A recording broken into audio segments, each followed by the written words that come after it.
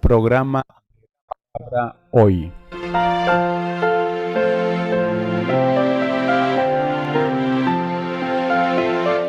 Como siempre, saludamos a nuestros oyentes que nos escuchan a través de la transmisión de Radio Anglicana en las aplicaciones móviles, en la página web, y aquellos que nos ven y nos escuchan en nuestra transmisión de la página de Facebook y también de la página web de radioanglicana.es en este momento. Sean todos bienvenidos en el nombre del Señor.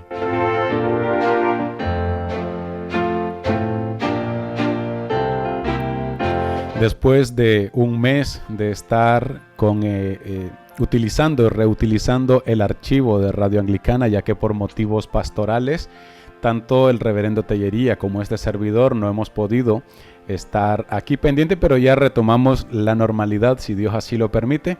Así que bienvenido, reverendo Juan María, ¿cómo estamos?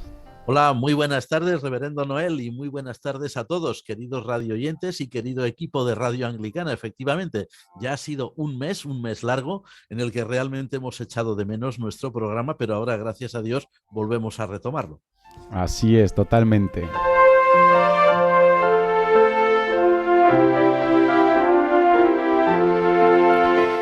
Hoy continuamos con esta serie de reflexiones sobre el libro del profeta Daniel, y en esta ocasión vamos a tratar sobre la última sección del libro del Daniel protocanónico y hablaremos de los capítulos 10, 11 y 12.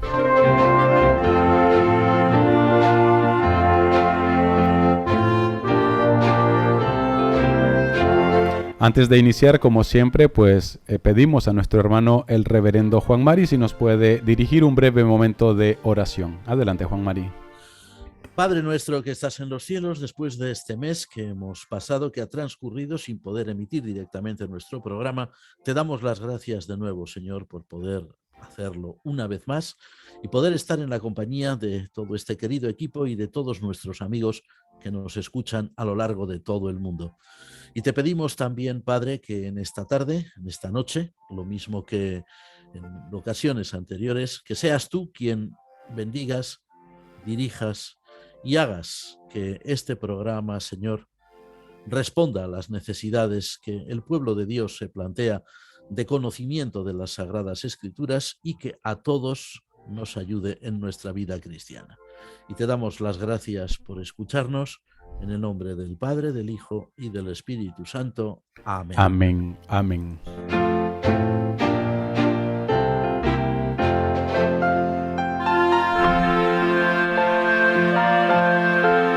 Bueno, comenzando sobre esta última sección de estos 3 capítulos del libro protocanónico del profeta Daniel, Tellería, ¿qué describen estos capítulos finales de este libro? Pues estos capítulos, vamos a decirlo así, de alguna forma repiten un poquito, no por supuesto en todos los detalles, un esquema que, bueno, íbamos a decir, como recordaremos, bueno, pues a lo mejor no lo recordamos ya porque hace ya un mes, pero el mismo esquema, grosso modo, que habíamos visto en nuestro último programa, que se refería al capítulo 7 del libro de Daniel. Y allí decíamos que el autor sagrado describía 2 planos. Por un lado, un plano celestial y por el otro lado, un plano terrenal. En el plano celestial, pues tenían lugar una serie de sucesos, y en el plano terrenal otro. Bueno, pues en estos capítulos últimos, estos capítulos finales del libro protocanónico de Daniel, del 10 al 12, nos encontramos también con un doble plano. Y si lo decimos así muy rápido, diremos, en el capítulo 10, que eso cualquiera de nuestros amables radioyentes puede leer con tranquilidad después, en el capítulo 10 del libro de Daniel se describe el conflicto desde el punto de vista del cielo, y desde allí aparecen unos ángeles que tienen mucho que ver, que se implican mucho en el devenir de las naciones y en el devenir de los imperios humanos. Este capítulo 10 nos permite de alguna manera entender que los acontecimientos que tienen lugar en la tierra no son indiferentes en el cielo. El segundo capítulo, que es el capítulo 11, es el capítulo de los sucesos que tienen lugar en la tierra y se describen una serie de luchas, una serie de guerras, a veces muy crueles, devastadoras, entre dos grandes potencias, los reyes del norte, que dice el texto, y los reyes del sur. Y esos reyes del norte y reyes del sur tienen como escenario de su guerra, escenario de sus luchas, lo que es la Tierra Santa. Y el último capítulo, que es el capítulo 12, pues es un capítulo de promesas, un capítulo de esperanza para el pueblo judío que está viviendo esa tribulación.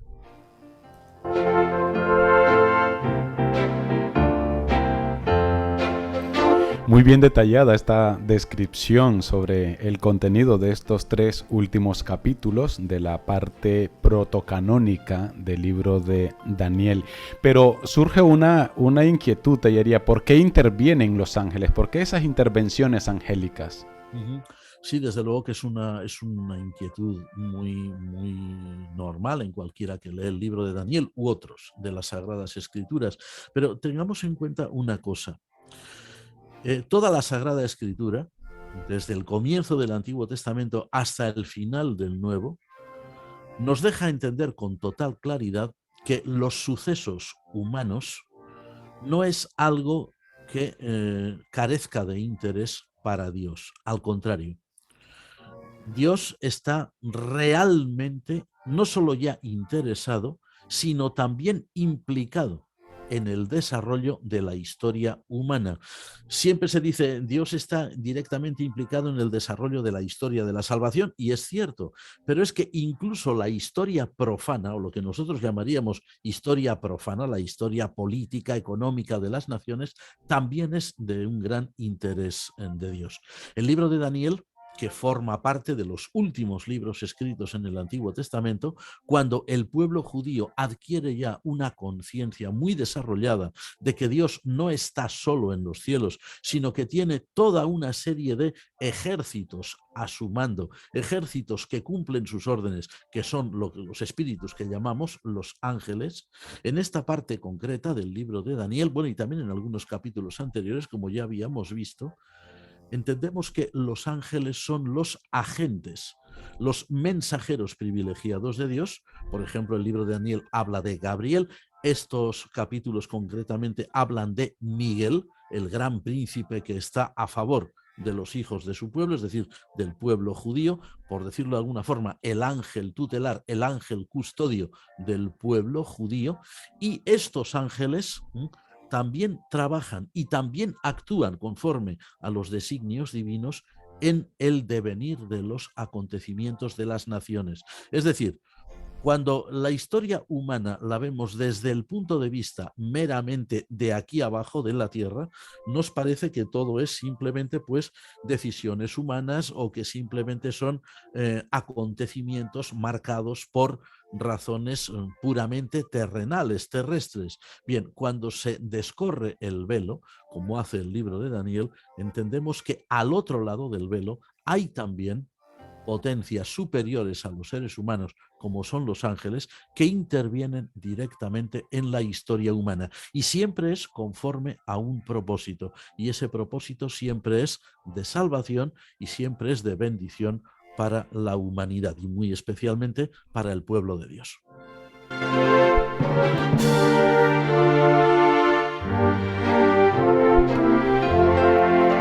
Nos preguntan que si esas intervenciones de Dios en el transcurso humano y en la vida humana no es chocante con la idea del libre albedrío.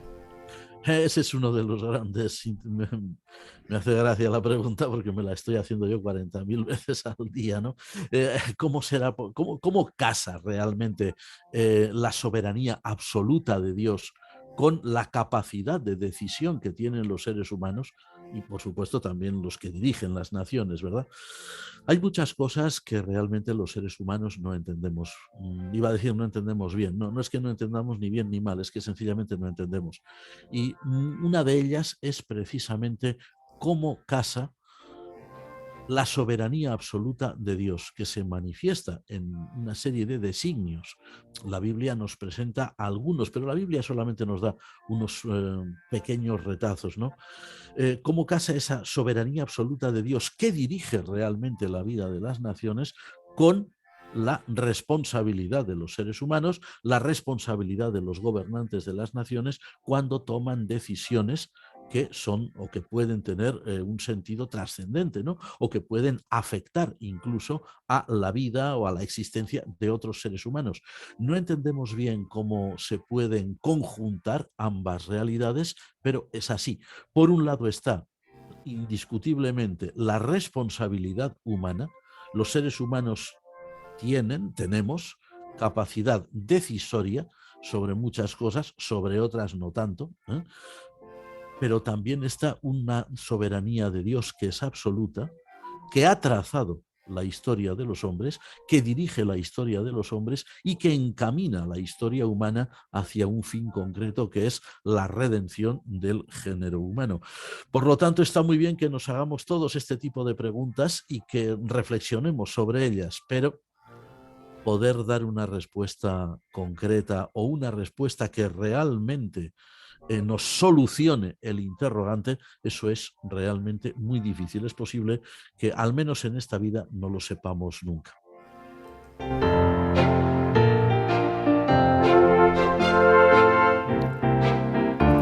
En toda la literatura apocalíptica, y Daniel es uno de ellos, cualquier cosa que se nos cuenta tiene una significación o una representación. Y aquí se habla de reyes del norte y del sur. ¿Qué significan o qué representan, Tellería? Bueno, vamos a ver, eso es una de las cosas que hoy por hoy, gracias a Dios, sí se pueden responder, ¿eh? Y se pueden responder con, no vamos a decir con el 100% de exactitud, porque probablemente hay detalles que se nos escapan, pero sí con una gran exactitud. A ver, cualquier persona que tenga un conocimiento mínimo de historia antigua, ¿no?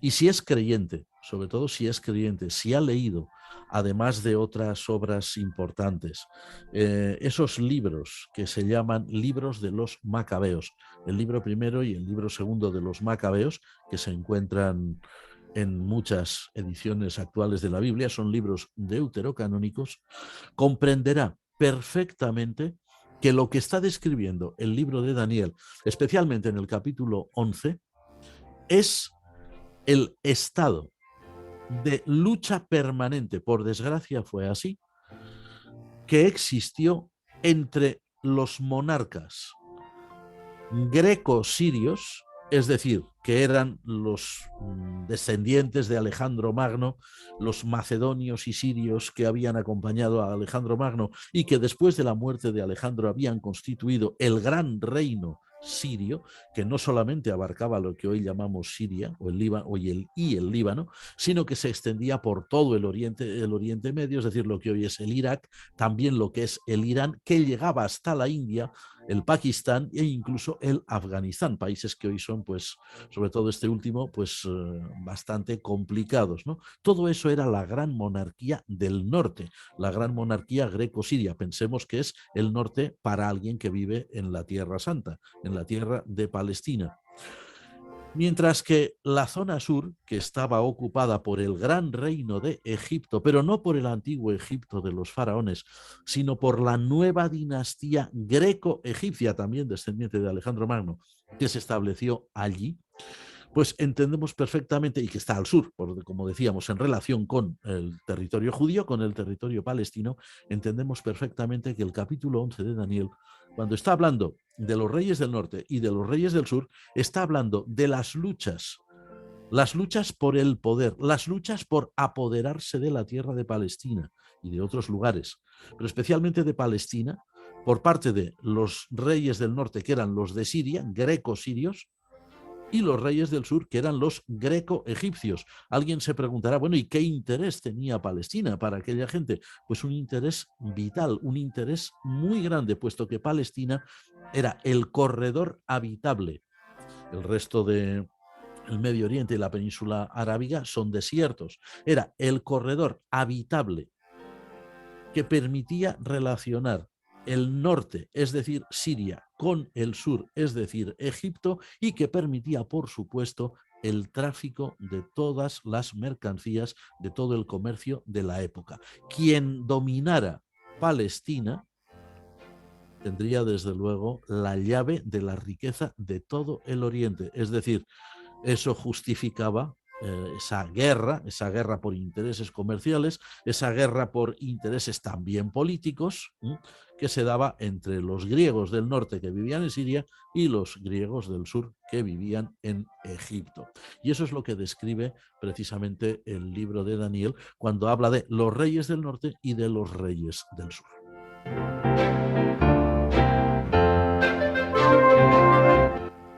¿Y el gran rey, quién es ese?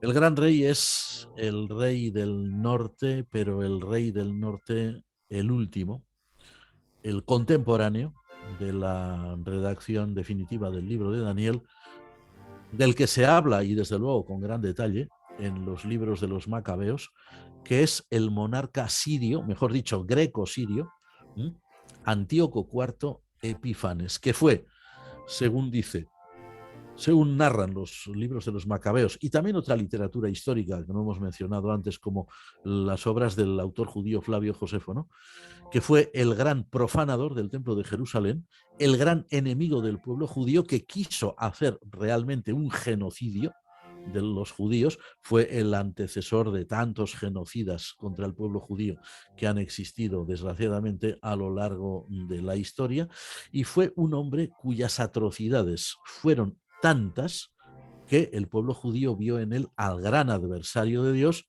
y al gran adversario del pueblo de Israel, el gran enemigo, ¿no?, el enemigo por antonomasia. Pensemos, si leemos con atención los primeros capítulos del libro primero de los Macabeos concretamente, y también del segundo, vamos a ver cómo este rey ordenó profanar el templo, cómo este rey ordenó torturar a gente que pretendía ser fiel a las tradiciones judías, cómo este rey intentó incluso acabar con la religión judía, introduciendo costumbres e introduciendo prácticas completamente paganas.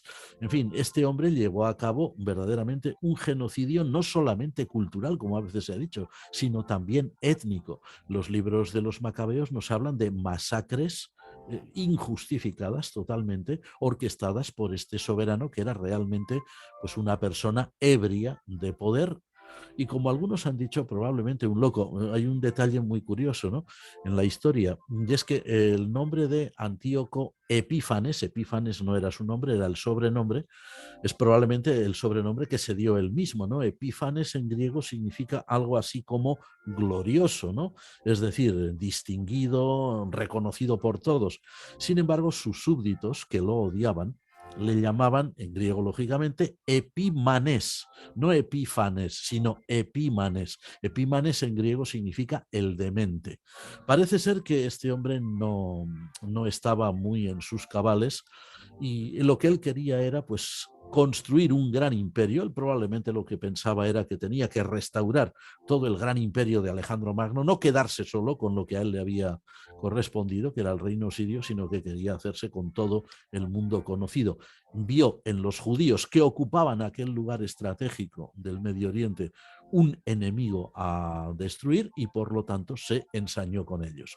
Por eso también decimos que más tarde la literatura cristiana, pues, vio en aquel hombre, pues, una especie de prefiguración de esa figura mítica que es el anticristo escatológico, enemigo de Dios y enemigo de la Iglesia, ¿no?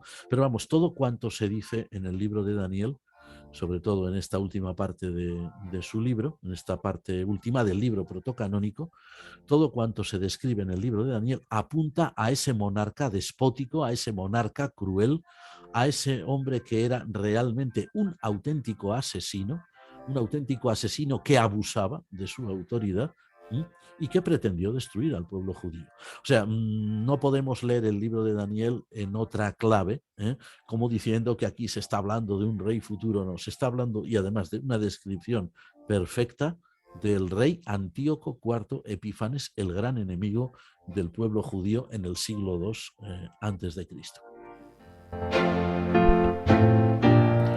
En tu intervención nos has ya respondido una pregunta que nos hacían, pero aún así leeremos la pregunta al aire, aunque ya está respondida, pero por si querés agregar algo más.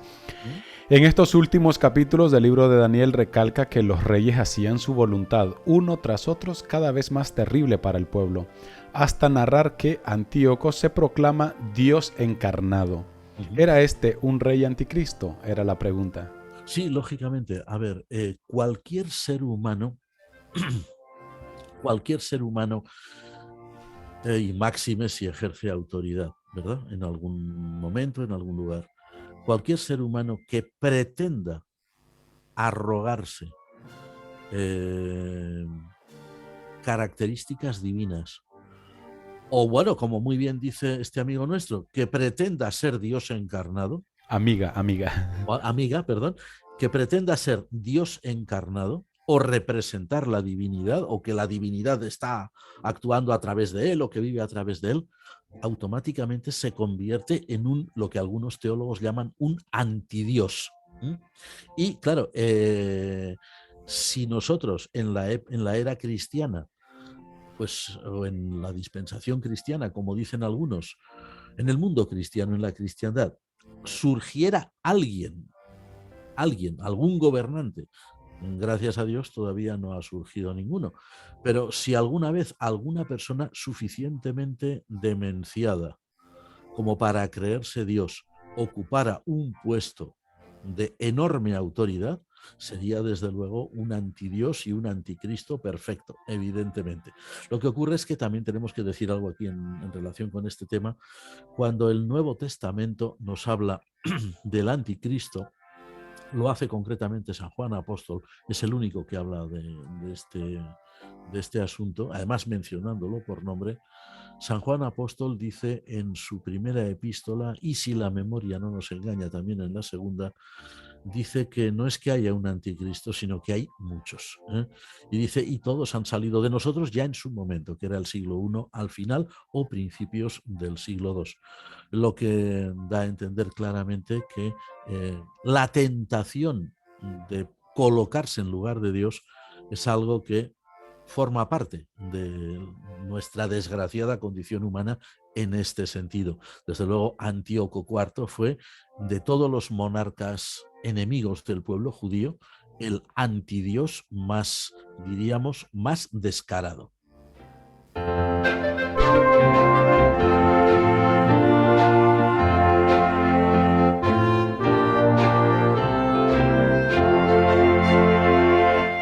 ¿Cuál es el mensaje final de esta sección, Tellería? Pues mira, a pesar de esas descripciones del capítulo 11, ¿no? Como hemos dicho, que son una guerra devastadora, además incluso da muchos detalles, que si la hija de un rey irá donde el otro y no sé qué y no sé cuántos, y habrá matrimonios y se concertarán matrimonios para quedarse con el reino y todo lo que se describe ahí, a pesar de eso, que cuando alguien lo lee, pues normalmente se suele quedar un poco como apesadumbrado, ¿no? Diciendo, pero ¿qué está pasando ahí, no? O qué ocurría realmente en el reino, o en Palestina, ¿no? En la Judea del siglo II antes de Cristo. Bueno, pues a pesar de esto, y esto es algo que me gustaría incidir bastante, el mensaje de toda esta sección, lo mismo que el mensaje del conjunto del libro de Daniel, bueno, y si lo hacemos un poquito más amplio, lo mismo que el conjunto de toda la literatura apocalíptica y de toda la Sagrada Escritura, es un mensaje de esperanza. Es un mensaje de clara esperanza. En primer lugar, para ese pueblo judío, perseguido, casi destruido por Antíoco IV Epífanes, pero cuando nosotros ya lo leemos no como judíos, sino como cristianos, entendemos que es un mensaje de esperanza también para nosotros y también para el conjunto de la humanidad. Como habíamos dicho, el capítulo 12, que es el último de esta parte, el capítulo 12 es el capítulo de la esperanza, así por dar unas breves pinceladas. El capítulo 12, Daniel 12, si no recordamos mal, el versículo 3, habla claramente de la resurrección de los muertos y de una recompensa muy grande para quienes comprendan y enseñen la justicia que viene de Dios. Ahí pensamos, por ejemplo, en la historia del martirio de los 7 hermanos, los 7 hermanos y su madre, 7 jóvenes judíos y la madre que fueron torturados y muertos por el rey Antíoco IV Epífanes. Eso se lee en el capítulo 7 del segundo de Macabeos, que es un capítulo muy importante, ¿verdad? O también, por ejemplo, la promesa de Daniel 12:4, ¿no? Que dice claramente que pero el conocimiento lógicamente salvador, el conocimiento de Dios, el conocimiento del propósito de Dios, pues que eso aumentará. Es decir, eh, por decirlo de una forma muy clara y sencilla, frente a la descripción de una persecución terrible, frente a la descripción de un genocidio bien orquestado, bien organizado, para acabar con todo un mundo, con toda una cultura, con una religión, con un pueblo entero, el mensaje del libro de Daniel para quienes lo leen por primera vez, que son los judíos del siglo II, el mensaje es: no tengáis miedo, porque ni el rey Antíoco, con todo lo loco que está, ni cualquier otro rey que intente hacernos daño nos va a destruir. Es cierto que muchos de nosotros caeremos, por supuesto que sí. Además está ahí también la sublevación de la familia de los macabeos, ¿no? De los asmoneos, que llegaron a derrotar al rey Antíoco, es decir, que hicieron un esfuerzo titánico. Dice, algunos caeremos, es lo que viene a decir Daniel, pero todos, al final, recibiremos de nuestro Dios la bendición y la recompensa. Y ese mensaje, claro, Daniel, el libro de Daniel se escribe para ese momento, pero ese mensaje, por la gracia de Dios, recogido en la Escritura, Daniel forma parte de la Sagrada Escritura, ahora tiene ya, a través de la Iglesia cristiana, un alcance universal, y la esperanza es universal. Es decir, ocurra lo que ocurra, vivamos el tipo de tribulación que vivamos, atravesemos por tiempos todo lo difíciles que queramos, Dios tiene siempre la última palabra. Y la palabra de Dios nunca es de destrucción de su pueblo, nunca es de aniquilación, sino que es de reivindicación. Por malos momentos que estemos atravesando hoy, Dios siempre está, como diríamos hoy, con las manos al volante. Él es quien realmente, a pesar de las apariencias, quien dirige la historia.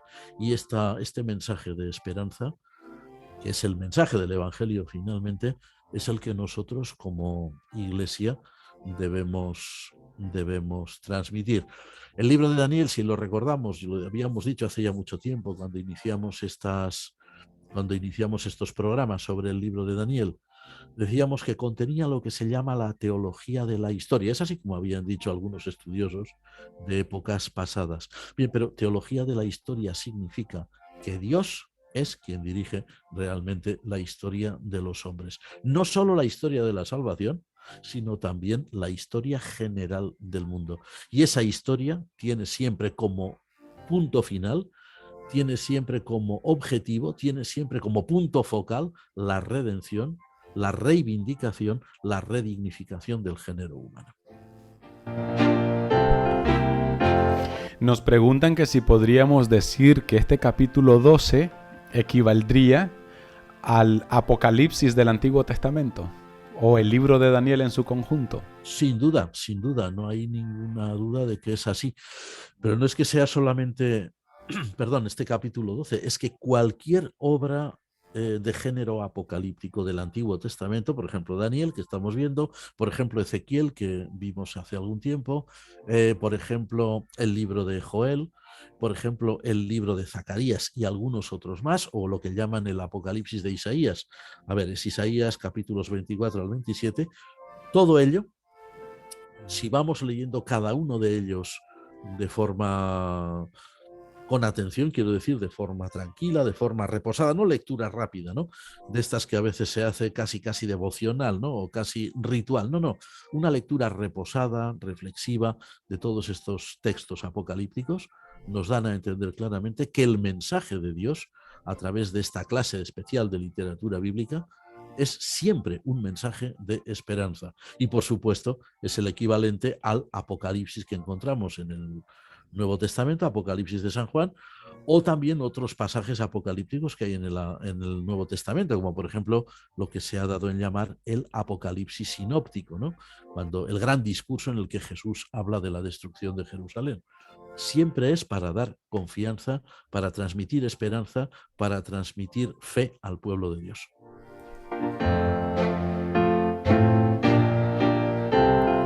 Ya para finalizar, Tellería, podríamos también nosotros decir que hoy en el siglo XXI el libro de Daniel puede tener el mismo efecto para sus lectores del siglo II antes de Cristo.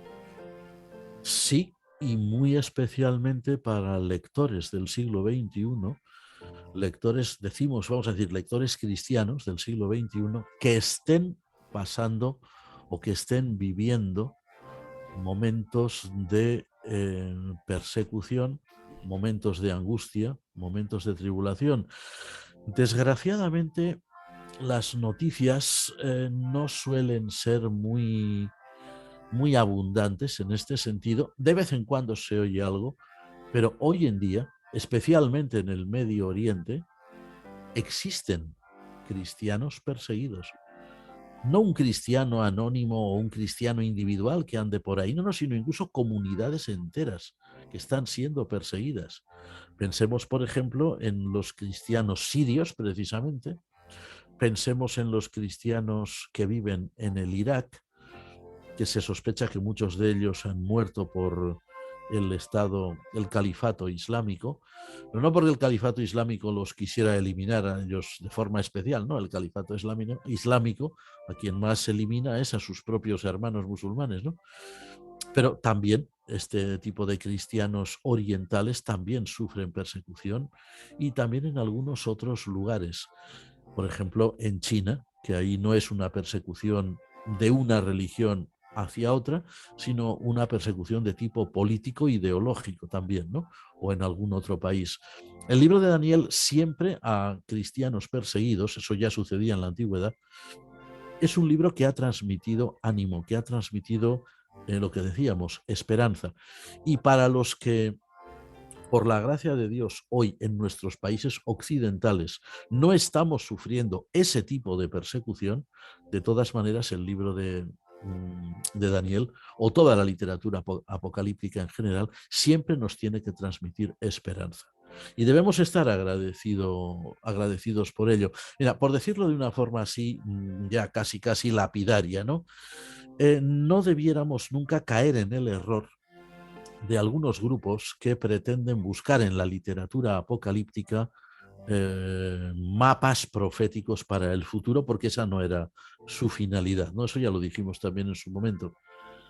Cuando leemos la literatura apocalíptica, en la cual encontramos sin duda la voz de Dios que habla a su pueblo, también, lo mismo que en la no apocalíptica que tenemos en la Biblia, lo que se nos está transmitiendo siempre es confianza, siempre es esperanza, siempre es fe, siempre es la seguridad de que pase lo que pase, Dios está siempre ahí, aunque no se le vea, aunque esté entre bastidores, aunque no en todo momento seamos capaces de vislumbrar su realidad. Él está ahí. Ese es el mensaje de la literatura apocalíptica y es el que tenemos que realmente proclamar. La literatura apocalíptica bien expuesta, incluso desde los púlpitos, puede ser una herramienta muy poderosa, porque es palabra de Dios, puede ser una herramienta muy poderosa para transmitir esperanza y ánimo en la Iglesia para personas que están viviendo momentos difíciles.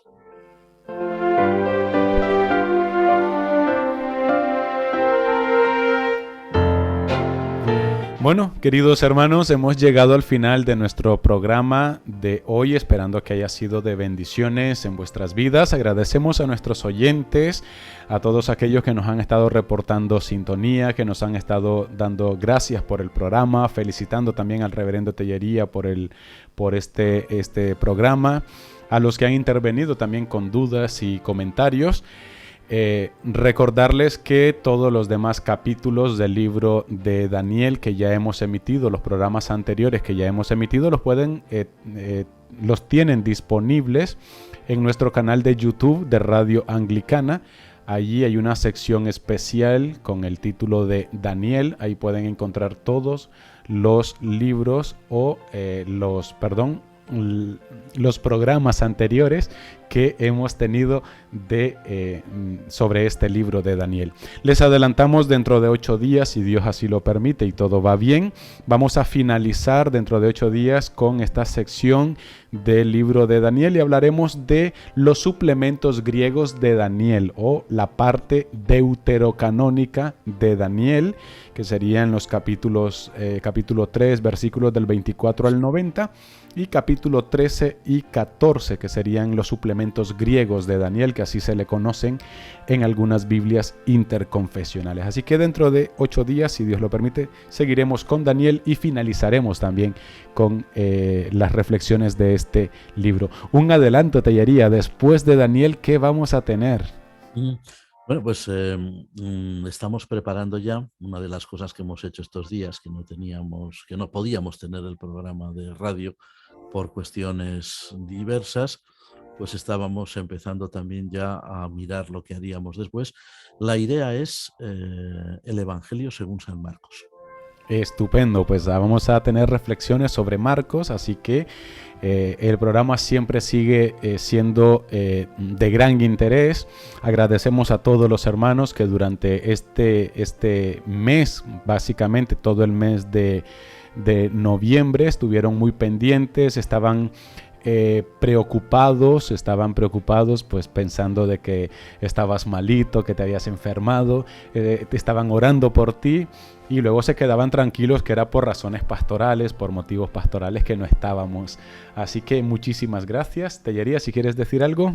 Pues efectivamente, muchísimas gracias a todos nuestros hermanos. Gracias a Dios no estábamos enfermos ni nada de esto, pero sí una cosa, reverendo Noel, si me lo permites, hacer un llamado a la prudencia a todos nuestros hermanos de todas partes que nos están escuchando a lo largo de todo el mundo. No solamente es la Unión Europea, no solo es el continente europeo el que está siendo de nuevo azotado por una nueva variante del virus, esa que ahora llaman Omicron. También se está constatando la existencia de ese virus y de otras variantes, porque hay muchas, como pasa con todos los virus, en otros lugares de la Tierra. Entonces, por supuesto, hemos de seguir orando todos unos por otros, evidentísimamente, lo hacemos siempre, incluso en nuestras parroquias y puntos de misión, pero también, hermanos, un llamado a la prudencia en la forma de relacionarnos con los demás, en mantener las medidas que nos recomiendan siempre sanitarias, las medidas pertinentes que las autoridades sanitarias proponen. Es también una muy buena manera, no ya de protegernos nosotros mismos, que no es poco, sino sobre todo de contribuir a que los demás estén protegidos. Es también una forma de ser solidarios con los demás. Muchas gracias a todos. Totalmente. Gracias, Tellería, también por estas recomendaciones del reverendo Tellería y de Radio Anglicana. Recuerden, medidas de seguridad, ya que protegiéndonos nosotros también protegemos a aquellos a quienes amamos. Así que agradecemos también a los hermanos que nos están y nos han reportado sintonía a través de la página de Facebook con sus comentarios, sus felicitaciones. Gracias, Juan. Gracias, Nilo.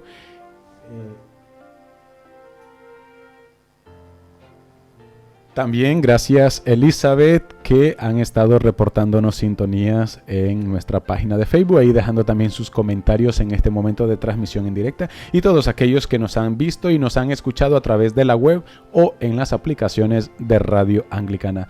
Si Dios así lo permite, dentro de 8 días nos encontramos a la misma hora aquí en su programa La Palabra Hoy.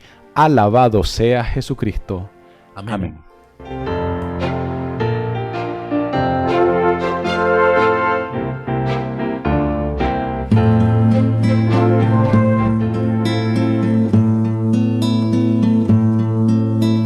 Lámpara es tu palabra, Señor, para mis pasos, luz de mi sendero. Señor, estoy afligido.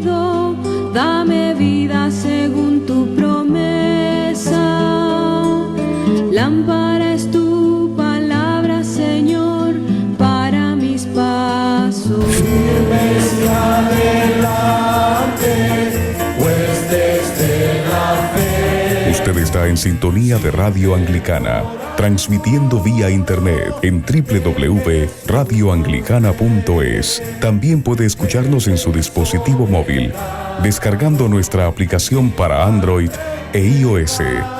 Radio Anglicana, la voz de la